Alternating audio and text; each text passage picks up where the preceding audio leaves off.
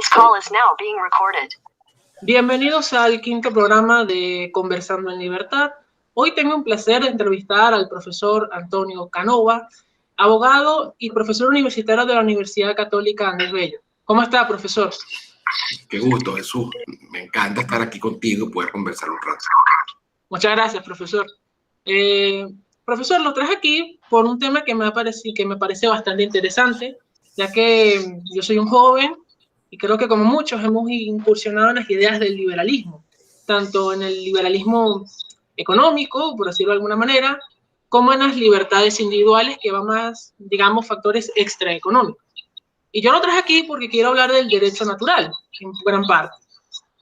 Porque, de hecho, cuando he hablado con algunos abogados, o al menos viendo algunos videos en YouTube, siempre se ve el derecho natural como algo pasado de moda, algo anticuado. Entonces yo le quiero preguntar, comenzando la primera pregunta, ¿qué es el derecho natural y cuál es su importancia en cualquier sistema de organización social y más dentro de las democracias liberales? Vale. Bueno, fíjate, como yo lo veo, y voy a intentar comentártelo de la manera más simple, sencilla. Parece que hay algunas cosas que los humanos, cuando las hacemos, nos sentimos bien. Cuando las hacemos, otras nos sentimos mal. Cuando nos la hacen, nos sentimos bien. Y otras que cuando nos la hacen, nos sentimos mal. Digo sentimos porque estamos hablando más de un tema emocional. Es un asunto, bueno, genético, hereditario. Esa es parte de la naturaleza de los humanos. Entonces, hay unas emociones que son humanas y que justamente son humanas porque sirvieron para la evolución del Homo sapiens, la aparición, la evolución del Homo sapiens. Pero fíjate, por más hereditarias que sean, son emociones. Te lo explico así. Todos sentimos lo mismo cuando viene alguien y sin ningún motivo nos quita algún bien y se lo lleva. O nos agrede.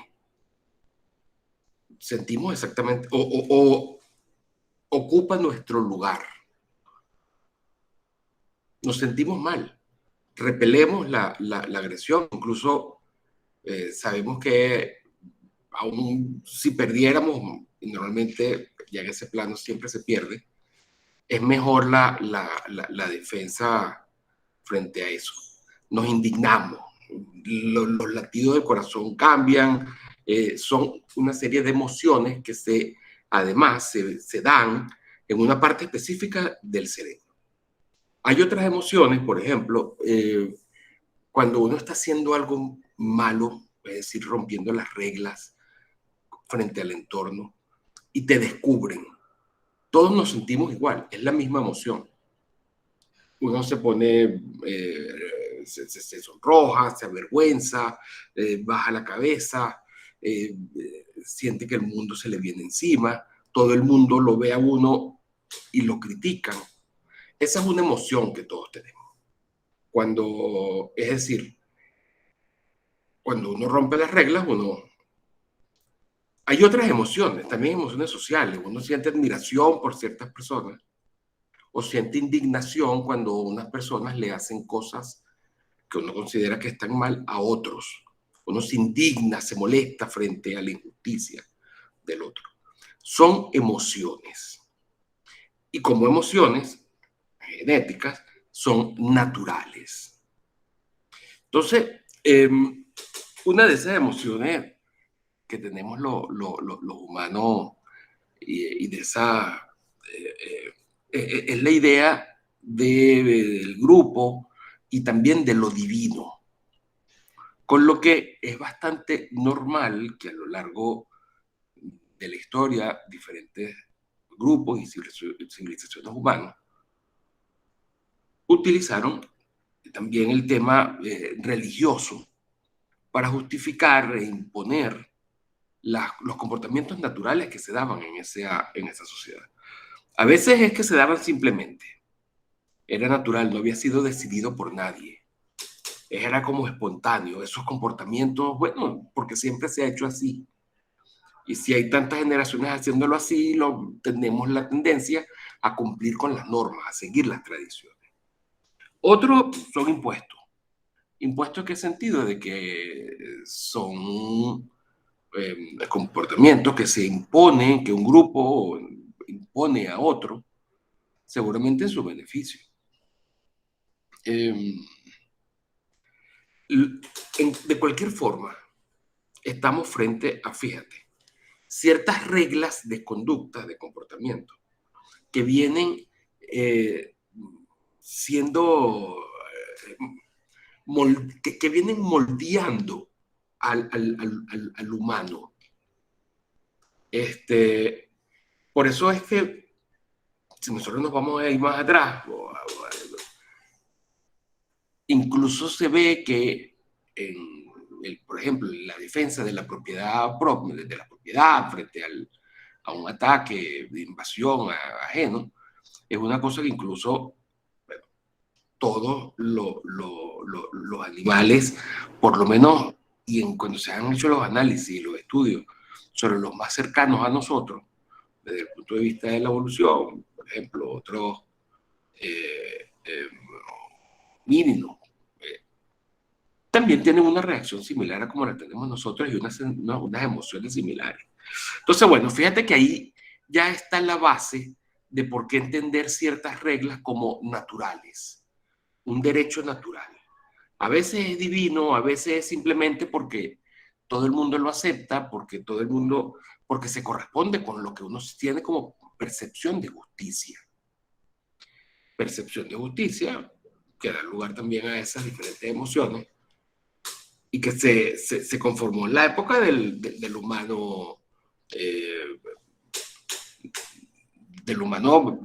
pretórico, del humano no es una cosa solamente de la cultura, sino que tiene esa base. Entonces ahí tienes el derecho natural.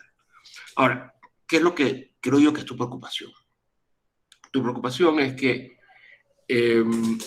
a la fecha de hoy, en países como Venezuela, eso no es en todos los países, es solamente en países como Venezuela, toda Latinoamérica, Europa, por lo menos la ibérica, también la Europa continental, Italia, Francia, Alemania, se viene entendiendo el derecho desde hace unos 200 años como la expresión de la voluntad popular. Normalmente es la expresión de un tirano, porque esa voluntad popular tiende a degenerar en tiranía. Entonces, esa visión del derecho, claro, como pasó en Venezuela y ha pasado tantas veces, eso fue lo que le pasó a los alemanes con Hitler. Esa democracia social fue degenerando esa voluntad popular fue degenerando en, bueno, cosas tan horribles como el nazismo. La democracia se pervierte, se corrompe, degenera en demagogia. Entonces nosotros asumimos que el derecho y la ley es lo que esté legislado por un órgano, a veces en el mejor de los casos que represente más o menos en ciertos aspectos la opinión de las personas, pero cuando uno dice la opinión sobre algunos temas, no sobre todo, es posible. Es decir, esa visión del legislador legislando de un órgano que dicte las reglas, que es como se entiende y se enseña el derecho hoy en todos estos países de derecho continental, bueno, te estás consiguiendo con una constante falta de correspondencia entre las cosas que se legislan, los temas, las decisiones que se toman en la legislación o los fines que pretenden imponerse a través de la legislación, con eso que sería la forma normal como las personas nos comportaríamos, respetándonos los demás y siguiendo incluso nuestras emociones. Que tiene un carácter evolutivo entonces esos derechos, como el de propiedad, el de reparación de los daños que nos cause a otro, el cumplimiento de los contratos. Cuando la legislación, entendida como derecho de un órgano como tal, positivo, centralizado, entonces muchas veces va en contra de esas normas que se fueron generando en ese proceso evolutivo, que es lo que también se podría entender como derecho natural. Entonces, ahí es donde tiene importancia, fíjate, y ya concluyo con esta idea. Una de las grandes cosas que nosotros analizamos cuando se estudia, por ejemplo, el liberalismo, desde el punto de vista económico, es la diferencia entre el mercado y la planificación centralizada. Y uno ve claramente cómo el mercado, que no es planificado, que de hecho no se puede planificar porque es imposible, no hay conocimiento total, es una locura intentar planificar el mercado. Sí, información.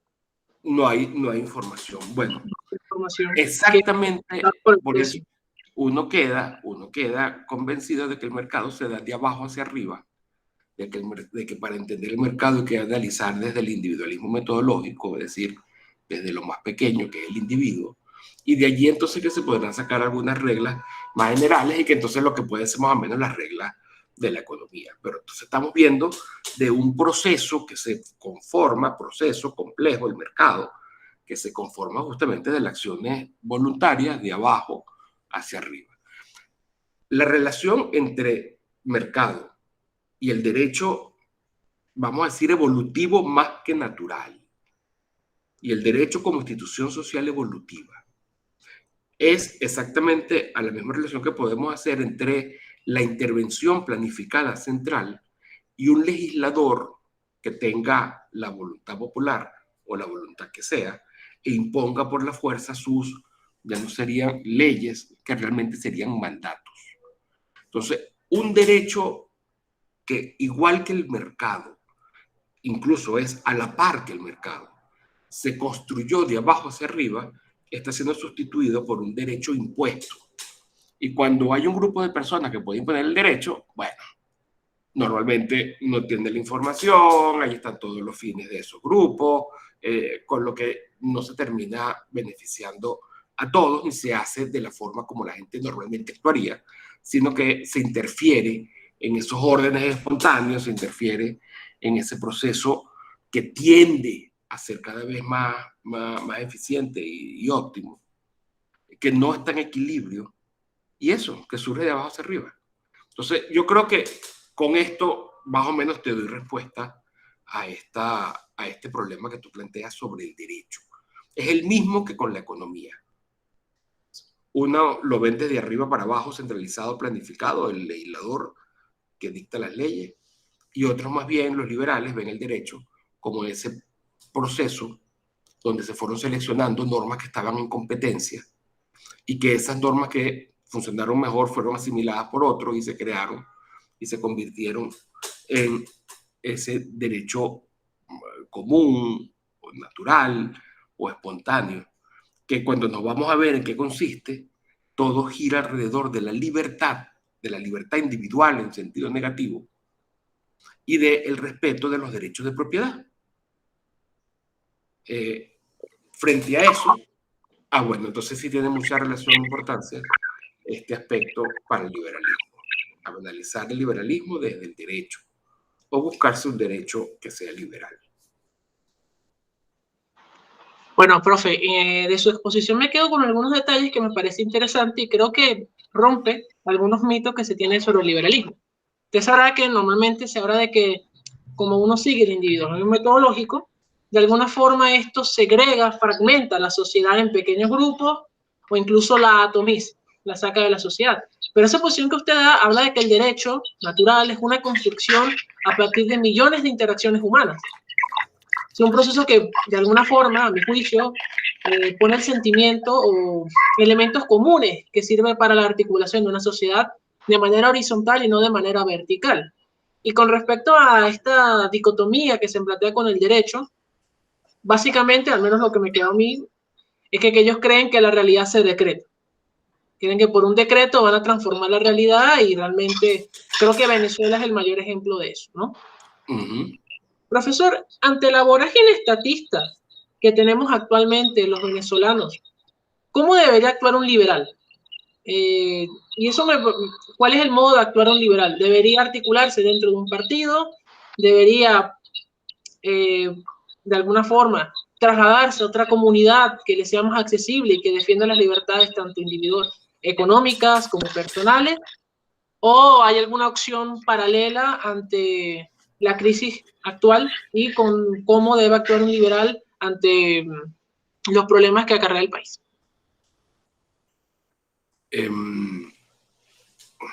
Bueno, no creo que haya una respuesta única, sino en todo caso como unos principios que más o menos alguien que valore la libertad individual debería tomar en cuenta. Yo te lo voy a decir también desde mi punto de vista y desde mi historia, experiencia personal. Si uno cree en la libertad y en los valores con respecto a la propiedad privada, bueno, frente a cualquier sistema que haya una violación sistemática de esos valores, uno debería de inicio oponerse. Es obvio, nosotros sabemos, entendemos de que ya en esas situaciones no podemos decir ni siquiera que somos libres, más ni siquiera que somos individuos, sino que estamos forzados a actuar de una determinada manera, corriendo el riesgo de ser sancionados en caso de incumplimiento. Con lo que ahí el liberal de por sí ya debe asumir una postura frente a esa pretensión totalitaria o incluso democrática, en el sentido de que se impongan decisiones de uno o de muchos, incluso de la mayoría, sobre los demás, sobre las minorías y las personas.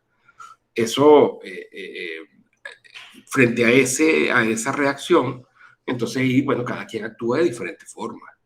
Habrá algunos, y es perfectamente legítimo, que piensa, yo tengo que desde la política intervenir para cambiar esto. Entonces, se crearán con toda la complejidad que tiene algún grupo o organización política. En caso de que quieras competir por ganarte no sé, la aprobación de la gente y que la gente siga o conozca las ideas. Incluso, bueno, llegar a tener el poder y emprender esa reforma pues, es perfectamente posible. Hay partidos liberales que han ganado y han cambiado en 2 o 3 años el país. Te pongo el caso, por ejemplo, de Suecia, en los años 90. Con lo que hacer política liberal sí tiene sentido. Claro, a lo mejor en una democracia inicial o socialdemocracia que esté todavía más o menos funcional, no se nota mucho. Y los partidos liberales no tienen como mucho que ofrecer frente a las promesas de los demás. Pero en sociedades que pasan y en la generación que le toca ver cómo ese Estado prestador, interventor, fracasa y se da cuenta de que más bien es un obstáculo para el desarrollo de uno y de todos, y que lo que uno quiere más bien, que es lo que sienten los venezolanos hoy, es que me dejen actuar tranquilo, que si yo quiero hacer un contrato, no tenga que registrarlo a la cuestión pública, o que si necesito, tengo que someterme a un dinero que ellos establecen, o que si voy a hacer, no tengo cómo acudir a tribunales, o sea, ese sería el aspecto inicial. Bueno, te puedes dedicar a la política, es válido. Conseguir el poder es complicadísimo, pero en sociedades como estas es fácil, porque ya ustedes entendieron. Mi generación no había entendido y pensaba que el Estado podía garantizar todos esos derechos y hacerlo bien. Y lo intentamos y fracasamos, y lo seguimos intentando y fracasamos. Y mi generación, la generación anterior mía también. Cada generación son unos 25 años. Entonces la de ustedes les tocó recibir el golpe de los efectos de nuestras decisiones, mi generación. Yo siempre estuve opuesto, así que lo lamento por ustedes, me da lástima, tristeza. Pero ustedes son los que aprendieron. Entonces lo aprendieron porque lo vivieron. Y además cuando uno, ya con esta experiencia de vida, agarra y utiliza cierta teoría que te explica estos fenómenos, uno entonces lo entiende muy bien. Por eso es que en el extranjero y en Latinoamérica dice que los venezolanos estamos obsesionados, que pensamos que todo es Venezuela. Claro, estamos traumatizados y hemos conseguido unos patrones que cuando vemos que se repite en otro lado, lo hemos conseguido porque lo vivimos. Y tenemos más de 20 años en esto, incluso. Nosotros entonces somos uno frente a Chile o lo que está pasando en ciertos países, uno se alarma y dice, wow, mira para dónde van, Argentina, México, España incluso. Entonces, dedicarse a la política es válido. Ahora, si tú más bien eres más profesor, intelectual, te gusta dedicarte a la academia, a la docencia, también puede ser una alternativa. Que no tiene que ser a lo mejor desde el punto de vista formal, puede ser a través de una asociación civil, instituciones, y comienzas a difundir las ideas de libertad. Yo me imagino que cada vez que tú hablas con tu amigo o con tus familiares, siempre de alguna forma salen a discutir estos temas. Uno se convierte en un divulgador de esas ideas y de esa forma, bueno, más o menos estructurada y con más o menos amplitud también estás apoyando la libertad como tal. Y lo otro, obviamente que posiblemente sea una solución para muchos perfectamente válida, es justamente negarse a ser usado por otros, con lo que irse de un país así debería ser una opción válida y totalmente legítima para las personas. Porque piense la disyuntiva que hay. Si te vas, magnífico. Puedes hacer tu vida en otro lado donde te parezca que se dan mejores condiciones, que no te van a utilizar, a explotar a través de esa legislación centralizada y esa intervención estatal. Normalmente los países cuando aplican medidas así y los primeros que se van son los científicos, hablan de fugas de cerebro. Wow, no, porque la fuga de cerebro es un problema, claro, es un problema. Es un problema para los que quieren aprovecharse de los demás. Si a un científico tú en un determinado país por tu política lo obliga, lo condena o le paga poco, y otros países que le está yendo mejor y le pagan más, que en definitiva tiene que ver con los respetos de esos principios de libertad en el plano económico en general. Bueno, los primeros que son demandados en otros países o que ven la conveniencia de irse a otro país son justamente los que tienen esa mayor preparación. Es lógico, porque les va a hacer lo especializado que ofrecen apetecible a muchos otros mercados. Entonces habla de la fuga de cerebro. Eso es perfectamente legítimo y tiene sentido. Es una forma de decir, yo no me voy a dejar sacrificar, usar, ni me voy a sacrificar por los demás. Entonces, esa es una actitud totalmente legítima, válida. Ayn Rand, que a mí me encanta, la defiende abiertamente. De hecho, se burla justamente de todo esto, de la crítica de la fuga de cerebro. Con lo que sí estamos claros es que te vas, que es una de las opciones. O si te quedas, ¿qué haces? Bueno, ya tú sabes lo difícil que es en un sistema como este poder tener éxito libremente, o sea, fruto de tu mérito, de tu esfuerzo, de tu trabajo, con todas las distorsiones que hay, dada el intervencionismo, dada, bueno, más o menos en algunos lugares, en otros más, en otros poco menos, bueno, se forman grupos de intereses o mafiosos que controlan ciertos sectores, por lo que emprender acá en Venezuela o en cualquier otro lugar similar no tiene sentido. con lo que la única forma, ya tú sabes que estás de alguna forma al quedarte, o luchar por el cambio, o condenado a no, ¿cómo es la cosa? El que en el capitalismo el que no trabaja no come, pero en el socialismo el que no trabaja se muere de hambre, muere de inanición. Además de que pone su riesgo, o sea, de que está en riesgo continuo. Eh, la otra opción es plegarse y ser parte del sistema, es decir, aprovechar y siempre los que estén dispuestos a abusar de los demás se van plegando a, esto, a estos sistemas.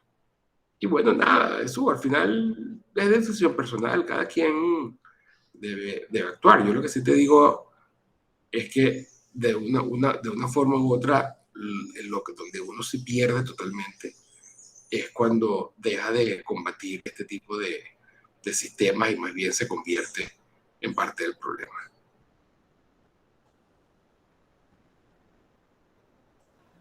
Completamente de acuerdo, profesor.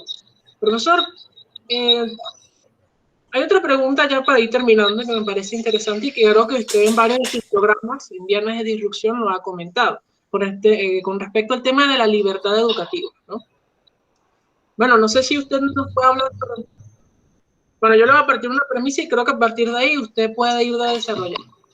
Normalmente cuando uno habla de libertad educativa, no me sorprende porque ya ahí se prenden las alarmas, ¿no? Como que si uno va a montar una escuela de terraplanismo y tiene que haber un Estado para evitar eso, ¿no? Entonces yo le quiero preguntar, ¿por qué desde parte de algunos sectores, y algunos, incluso no sectores necesariamente del Estado, sino de la propia, de algunos sectores de la sociedad civil, ¿no?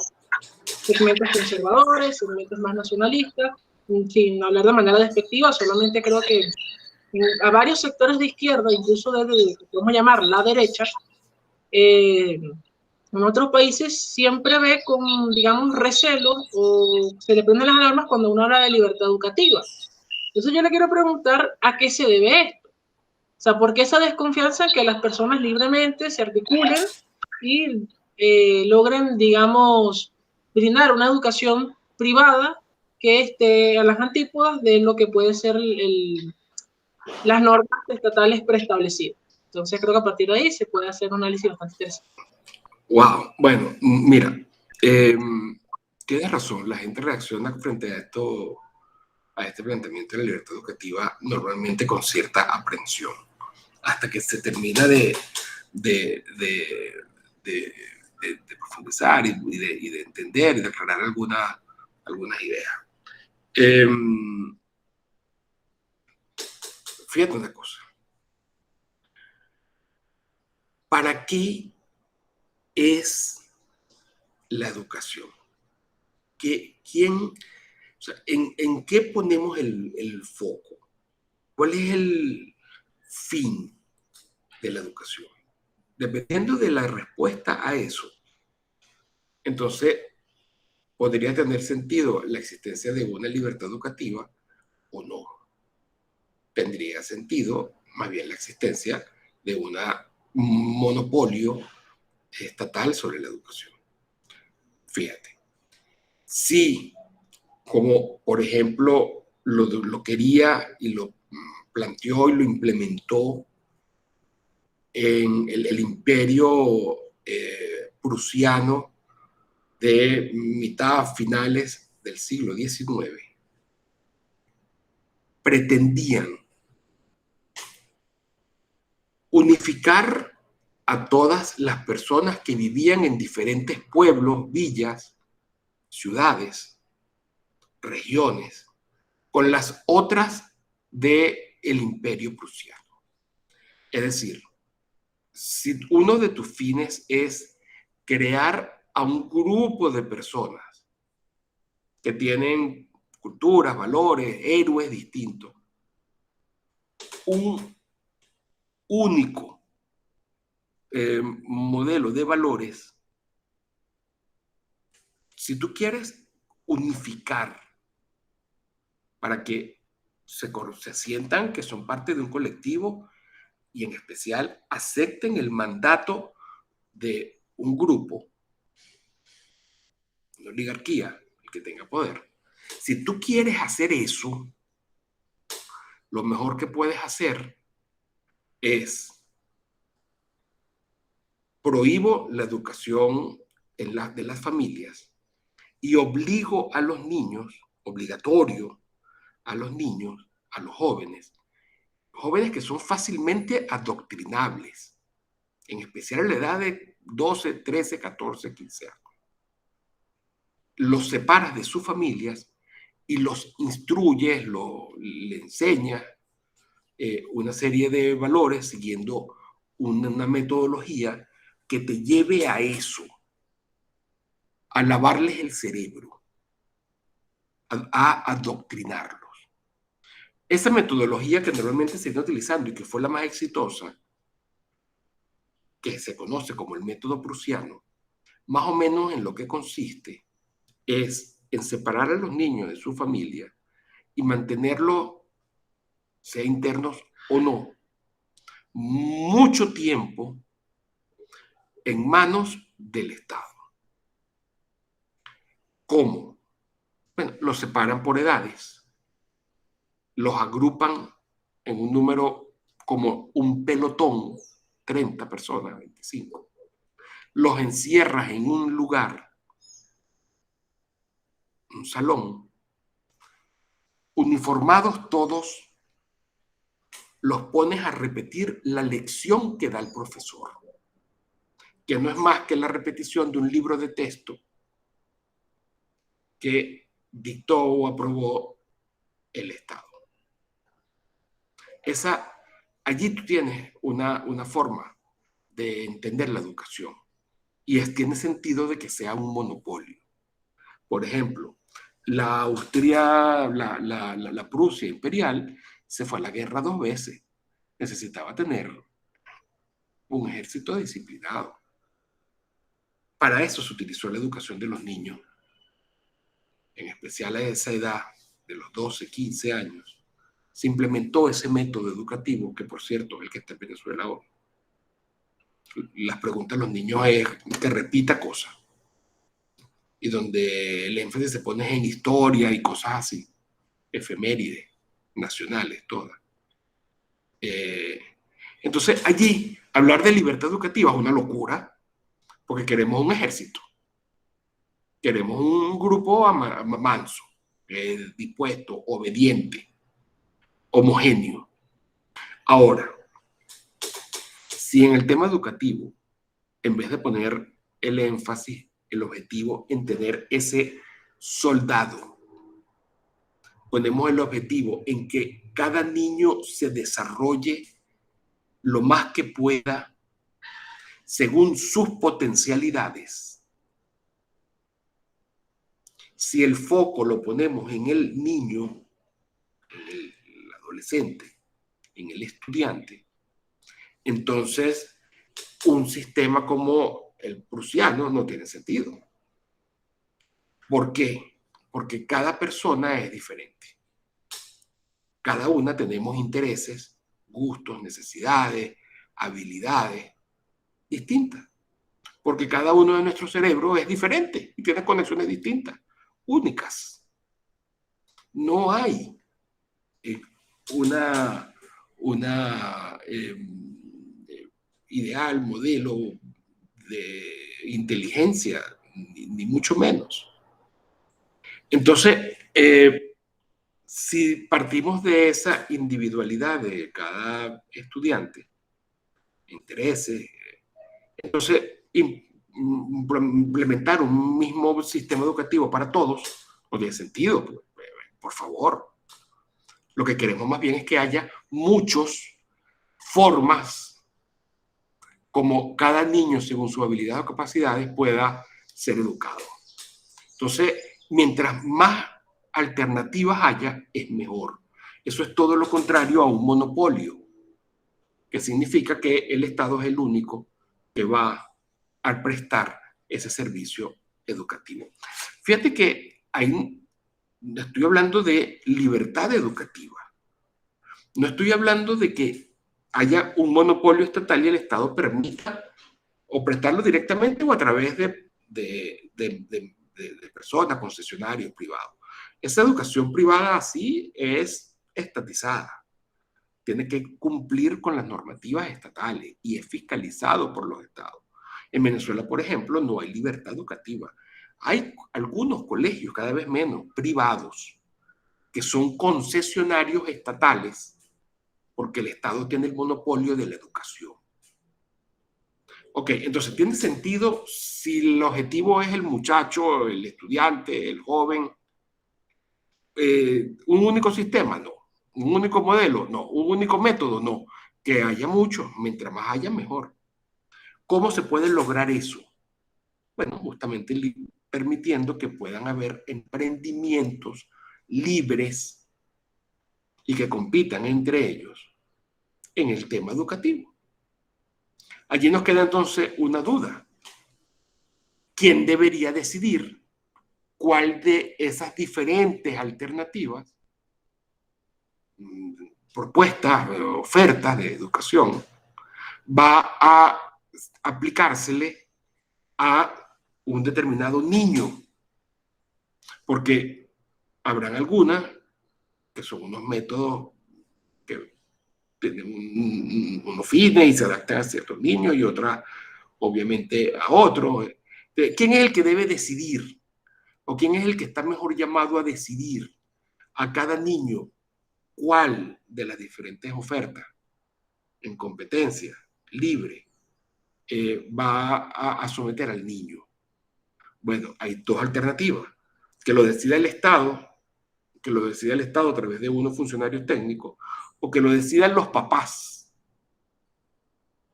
Bueno, obviamente que lo mejor es que lo decidan los papás, que es el que conoce el niño desde el comienzo. Entonces, allí es donde entra todo el juego, lo de la libertad educativa. Que haya libertad para emprender, que no haya un monopolio, es porque se enfocan en el niño y que decida el papá, la familia, sea la mamá, pero las familias, que sean las que decidan cuál es la mejor educación para sus niños. Entonces tú me dirás, bueno, ok, pero espérate, ¿y los pobres? Los pobres no pueden pagar los colegios privados. Ok, entonces ahí se puede dar muchísimas respuestas a ese El, cliché tan burdo de que los pobres no pagan. Te voy a dar dos respuestas. Una, en los países más pobres del mundo ha habido investigaciones, en especial las que ha llevado adelante el profesor inglés James Tully. Ha habido investigaciones en los más pobres del mundo, en África, o en las regiones más pobres de Asia, sobre cómo se están educando los niños más pobres de esos países más pobres. Él se metió a las barriadas más pobres y allí no llega el Estado. Allí no están yendo a los colegios públicos. Allí, incluso si hay un colegio público, funciona tan mal que los papás no quieren esa alternativa. Ni siquiera si se la ofrecen gratis a los más pobres de los países más pobres. No van en un porcentaje de un 70% de los muchachos de escolar en esos lugares. Está documentado, te puedo nombrar varios países. Están los papás pagando por educación privada, por tutorías privadas, por escuelitas que no son reconocidas, privadas, que son informales, que compiten entre otras, entre ellas. Y los papás deciden que cobran $1 o $2 al mes, que son llevadas adelante por personas de la misma comunidad, profesores. Entonces, uno agarra y decir, bueno, pero es que hace falta el modelo de monopolio estatizado por los pobres, cuando las evidencias que tenemos y que ya son unas evidencias grandes, en Venezuela está pasando, por cierto, yo lo estoy investigando, de que los pobres más bien no quieren la educación pública, porque adoctrina, porque enseña cosas que no les sirven a los niños, porque son pobres pero no son tontos los papás, porque si los papás pueden hacer algo para que sus hijos estén mejor, lo hacen. Y si un papá es pobre, lo que quiere es que su hijo se forme para que deje la pobreza. Entonces, eso por los pobres, bueno, vamos a escuchar a los pobres, pues. Y segundo, acuérdense que siempre tenemos de que los demás son tontos y nosotros somos los piles y tenemos que ayudar a los demás. Ese es un sesgo que es un sesgo, todos los humanos lo tenemos. Entonces, vamos a escucharlos a ellos no quieren eso. Y lo segundo es que, bueno, que habría, si nos preocupa el grupo pequeño, pobre, vulnerable, como le digas, que no tenga cómo ir a esas diferentes alternativas privadas que van a competir en educación, que esa competencia también se va a dar en precios, con lo que supone que hay un grupo que ya no puede, bueno, hay 1000 formas mejores de apoyar a ese grupo en un sistema de libertad que irnos al monopolio estatal en la educación. Ahí está, por ejemplo, la figura de los cheques escolares, de los vouchers, que entonces el Estado podría agarrar y decir, bueno, mira, y la cosa funciona, porque en Suecia está funcionando. Lo que yo gastaría en educar a ese niño, si los papás quieren, bueno, yo se lo doy en un cheque, y ellos que vayan a colegios que estén en competencia libre. Eso fue lo que se hizo en Suecia. Y bueno, al comienzo, en los años 90, eran 15.000 niños los que tenían esos cheques y al día de hoy ya va por más de 600.000. Y los papás cada vez están viendo que los colegios del Estado no son tan buenos como la oferta privada que surge, que tienen, porque hay libertad y emprendimiento educativo. Y cada vez más esa tendencia se lleva adelante. Con lo que no tiene ningún sentido. Entonces, bueno, fíjate cómo la defensa de la libertad educativa es la misma defensa del libre mercado, es la misma defensa es que sean las personas las que libremente decidan y es que de la peor alternativa de todas es la de la estatización de la educación. Esa es la peor de todas. Perfecto, profe. Me gustaría hacer, si me permite, dos acotaciones, o al menos dos elementos que siempre se hablan en contra de la libertad educativa, y es el hecho, como yo le mencioné al principio. Primero se habla de que, porque siempre piensan mal, me pregunto por qué, que una persona va a montar una escuela, no sé, por ejemplo, de terraplanismo, y cómo es posible, el Estado tiene que evitar que los niños aprendan ideas que son anticientíficas. Pero me sorprende porque a nosotros siempre nos ven en el dogma de la democracia y el fundamentalismo democrático y que la democracia es el mejor sistema, y eso no lo ven como una cuestión ideológica. Eso no. Lo otro sí. Y Mira, pero también otra. ok, pero muy rápido sobre eso. Mira, es también pensar que somos tontos los papás. Porque si un papá agarra o sea, en economía no se habla de la soberanía del consumidor. Bueno, al final no es, tú puedes ofrecer y producir y ofertar lo que tú quieras a la gente. Pero si la gente no lo quiere, vas a quebrar. Si viene alguien y monta un colegio de nazi o de cosas absurdas, científicas total, es decir, que van en contra de la realidad, que no le va a ofertar, no le va a servir nada a los niños, mira, seguramente que pasarán dos cosas. La primera, que muy poco lo seguirá. La gente se irá dando cuenta. Porque si eso aparece, bueno, va a aparecer también toda la gente que diga, hey, eso es absurdo, vente para acá que yo te educo mejor. Eso no tiene sentido, míralo. Entonces, eso es algo que va a ocurrir. Los pocos que se metan allí, al poco tiempo estoy seguro que saldrán. Pero además hay otra cosa, si es una cosa que verdaderamente es ofensiva, que cómo se mantiene frente al poder que tiene la sociedad y la opinión pública como tal. El que monta un colegio nazi, la misma sociedad se va a encargar de cerrarlo. Y habrá manifestaciones y oposición. O sea, no vamos a hacer todo indiferente. O sea, suponte, el Estado no tiene cómo meterse en eso. Montan un colegio que haga cosas que son delitos, que son absurdas, que son realmente que la gente se enfrenta a eso. La gente, ¿qué va a hacer? Va a seguir tranquilo. Bueno, mira, no hay nada que hacer. Que sigan violando, matando, sacrificando. No podemos hacer nada. La gente se va a meter. La gente va a cuestionarlo, va a impedir. Ese va a ser un tema de discusión. Y habrá muchísima presión sobre unos, los que monten el colegio, y los papás que están llevando a los niñitos para allá.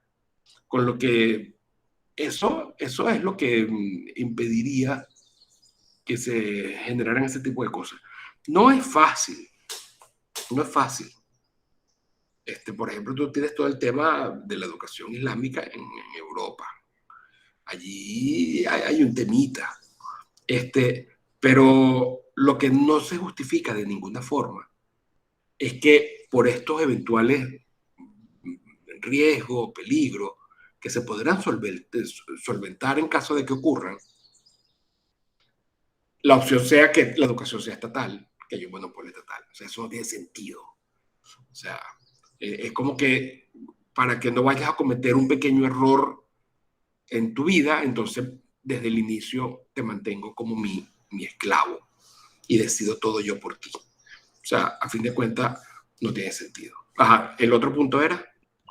Profe, no, y el otro punto es que este punto sí me parece, no voy a decir interesante, pero es muy común en el sentido de que creen que la educación privada, primero, al no haber, digamos, un programa común para todos, cada uno disperso va a establecer su propio programa particular en base a las especificaciones de los niños, ¿no? Claro, pero desde ese punto de vista la gente plantea, bueno, pero si no hay un elemento común, ¿cómo nos vamos a integrar como sociedad? Aparte que siempre hay, incluso, fíjese, y aquí termino, siempre hay como esta desconfianza pensando que la educación privada siempre va a favorecer únicamente a lo privado, ¿no? Una especie de instrumentalizar a las personas para que sea un empleado de CEO, un CEO de alguna multinacional, ¿no? Y al final esto van a favorecer a las grandes empresas. O sea, de alguna forma como que las relaciones en lo privado van a ser frías, tenues, únicamente basado en el rédito monetario, ¿no? En vez de, vamos, un sentimiento de comunidad, de solidaridad, y bueno, este tipo de planteamiento que siempre se hace, ¿no? Para el deterioro de la comunidad, por así, en detrimento a favor de determinadas empresas y eso. Yo creo que no es así, pero quiero escucharlo de su parte. Mira,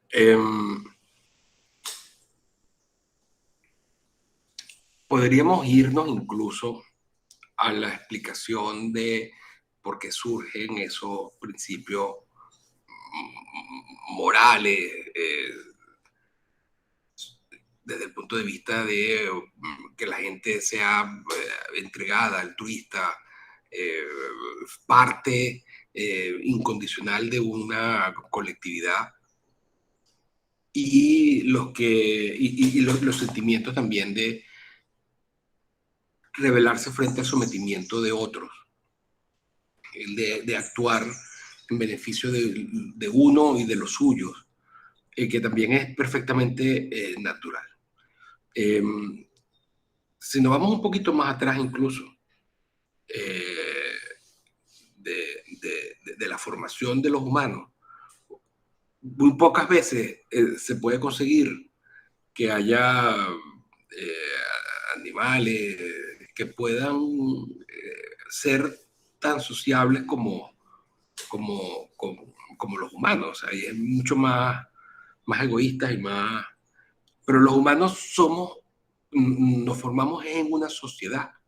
Formamos una sociedad desde los grupos de los cazadores-recolectores, que eran grupos muy pequeños, de 20, 50 personas.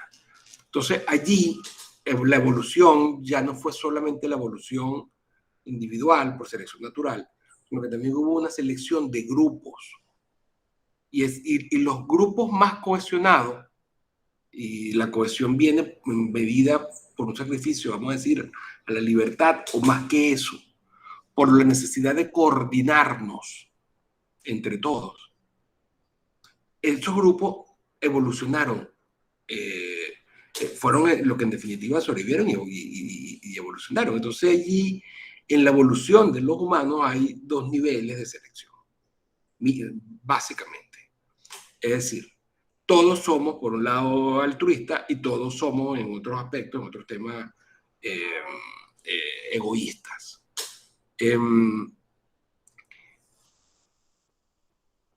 Eso, o sea, eso, venderlo como que la educación pública hará que seamos altruistas en todo y la educación privada o un libre en libertad educativa hará que solamente seamos egoístas. Es una idiotez. O sea, ese argumento es un argumento idiota. Porque si uno lo que quiere es estar mejor, si uno lo que quiere es progresar, si uno lo que quiere es tener emociones buenas, como la de sentirse uno bien, satisfecho, seguro, cómodo, disfrutar, pero también ser reconocidos, tener una red de amigos, tener... que la gente te vea por la calle y no diga que eres una desgracia, sino que eres una persona buena. Esa admiración y esa búsqueda de mantener una buena reputación frente a los demás. Si nosotros nos damos cuenta de que esa sensación tan buena, es el resultado de una emoción favorable, porque cuando actuamos así nos va mejor. Porque cuando alguien ejerce la violencia, al que se la ejerce se siente mal. Pero el que la ejerce, a menos de que sea un loco, un psicópata, también se siente mal. Allí es donde está el absurdo de un planteamiento, un razonamiento así. Siempre somos egoístas, siempre somos altruistas, en diferentes ámbitos.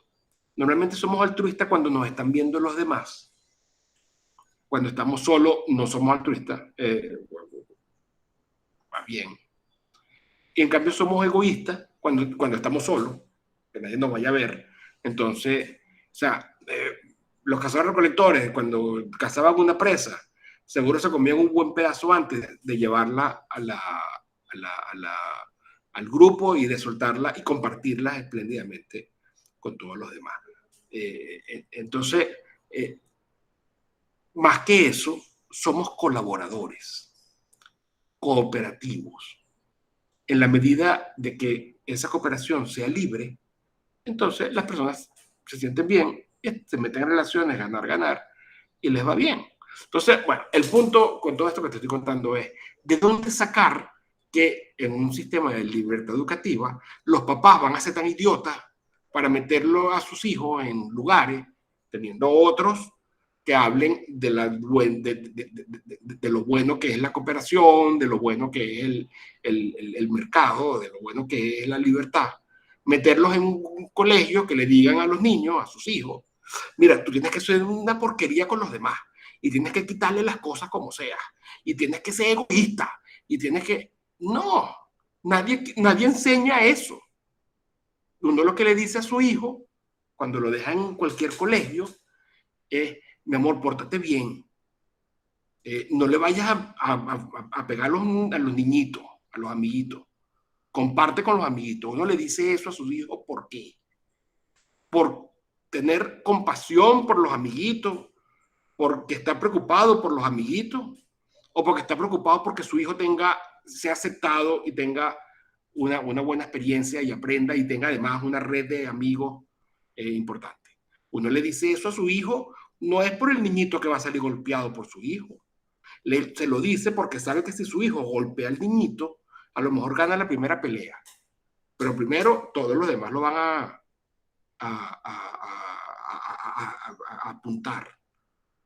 Si es el niñito que hace bullying, se va a quedar aislado, no va a tener amigos. O sea, entonces uno lo dice por su hijo.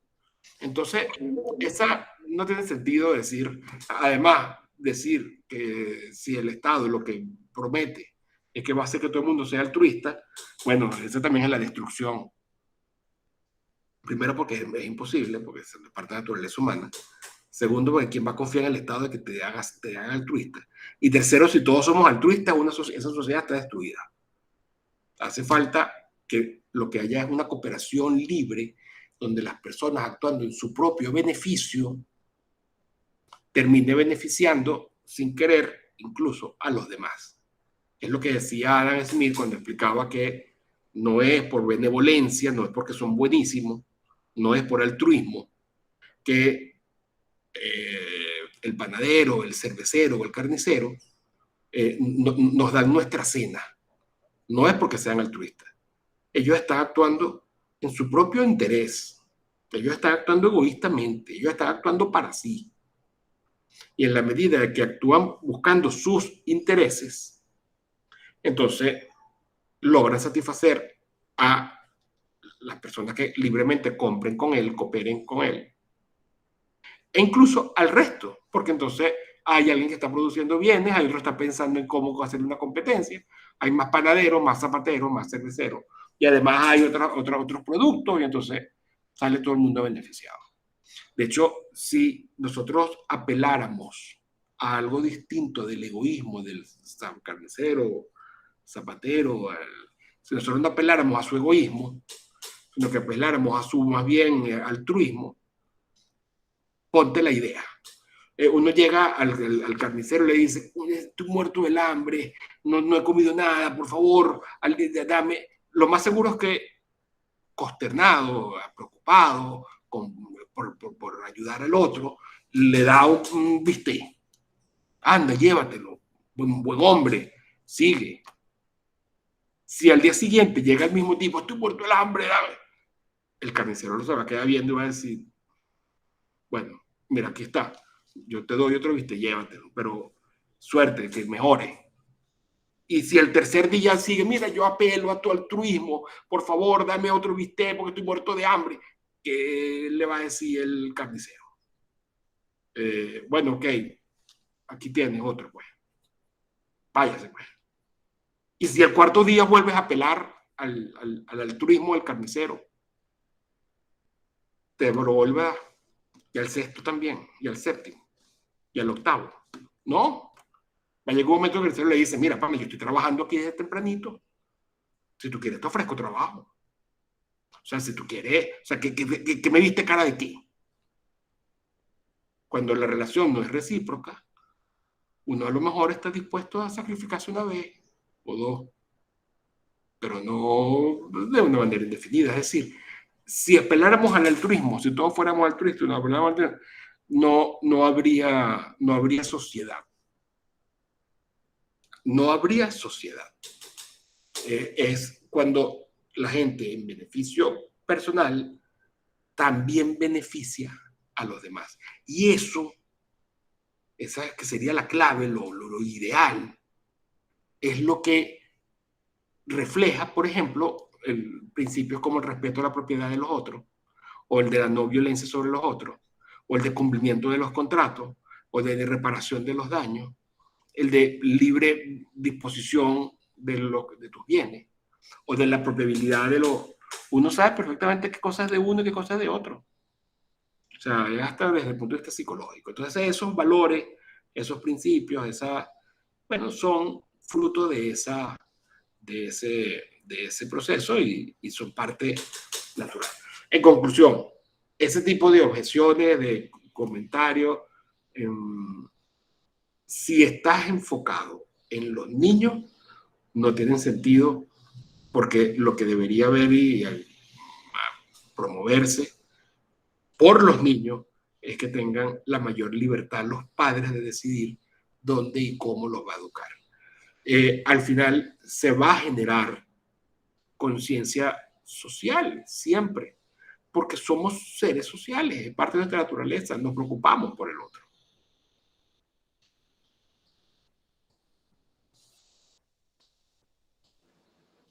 Perfecto, profe. No, y aparte también creen que está como creando robots que únicamente piensan en el beneficio económico y en las grandes empresas. La gente no es así. La gente no es así. Pero bueno. Totalmente. La naturaleza humana va por otro lado, totalmente. Yo le iba a decir un poco más rudimentario, pero creo que usted lo dijo de una manera mucho más técnica que yo. Pero realmente no, porque fíjate que si me estuve leyendo Adorno, Hohenheimer, ¿no? Y ellos plantean de que el capitalismo, creo que yo voy a decir un secreto, hace tiempo yo me comí la tesis de la industria cultural, ahorita la cuestiono tanto, bueno, porque uno en ese momento, Marvel, DC, y Bueno, porque son películas que siguen un esquema y porque siempre es, no, la sociedad consumista. Entonces, que ellos creen, de alguna forma, si me dio esa impresión, puedo estar equivocado, de que la sociedad es únicamente en el sistema capitalista, todas relaciones frías, basadas únicamente en la rentabilidad, cuando hay factores extraeconómicos. Y de hecho me da risa porque a veces la forma en la que hablan de ciertos autores liberales me parece muy, muy inapropiada, ¿no? Porque de hecho los propios autores liberales hablan que hay más que la economía, más que factores económicos. ¿Sí? Que la economía es un factor fundamental, importante, pero es mucho más. Y yo siempre creo que el liberalismo pone en común, pone la integración social por encima del atomismo. Por eso yo soy liberal, porque yo creo en eso, ¿no? Pero entonces eso. ¿Algunas palabras antes de despedirnos, profesor? Que sigas, que sigas en este empeño de llevar adelante no solamente tus lecturas y tus reflexiones, sino de compartirlas con los demás. Cuenta conmigo para todo lo que pueda ayudarte. Eso. Muchas gracias, profesor. Sin más que agregar, yo soy Jesús. Este es el canal Conversando Libertad. Si le gustó el video, por favor, dale like, suscríbete y si está dentro de tus posibilidades, dóname en PayPal. Sin más que agregar, muchas gracias y nos vemos en un próximo video. Hasta la próxima.